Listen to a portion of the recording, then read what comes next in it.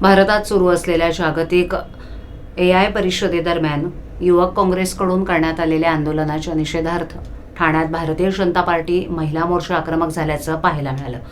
महिला मोर्चाच्या कार्यकर्त्यांनी ठाण्यात आंदोलन करत राहुल गांधी यांच्या फोटोला जोडो मारो आंदोलन केलं। यावेळेला राहुल गांधी यांच्या निषेधार्थ घोषणाबाजी करण्यात आली, तसंच त्यांचा फोटो असलेलं पोस्टर फाडण्यात आलं।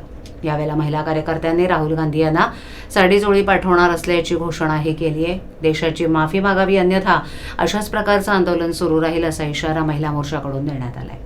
महिला मोर्चाच्या कार्यकर्त्या समीरा भारती यांनी माध्यमांशी बोलताना सांगितलं की देशाच्या प्रतिमेला धक्का पोहोचेल असं वक्तव्य कुणीही करू नये, भारताची बदनामी सहन केली जाणार नाही असं त्यांनी स्पष्ट केलं।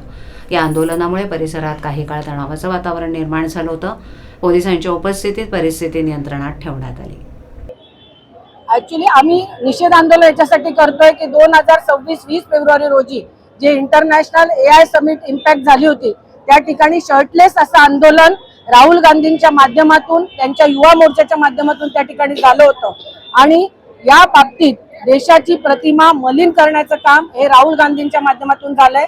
70-75 वर्ष जेव्हा ते राज्य करत होते त्यावेळेस देश कुठल्या ठिकाणी होता आणि आज मोदींच्या नेतृत्वात देश कुठल्या स्थितीत आहे या गोष्टीचा आपण नक्कीच विचार करायला पाहिजे। आणि जेव्हा देश विकासाच्या स्तरावर जातोय त्यामुळे मला असं वाटतं की ते त्यांचं डोकं जे आहे ते एकदम फिरलेलं आहे आणि त्यांना असं वाटतंय की आपण या माध्यमातून जे त्यांनी अर्धनग्न किंवा शर्टलेस असं आंदोलन केलेलं आहे त्या आंदोलनाचा आम्ही भारतीय जनता पार्टीच्या माध्यमातून निषेध करतो आणि राहुल गांधींनी जाहीरपणे माफी मागावी अशी आमची मागणी आहे।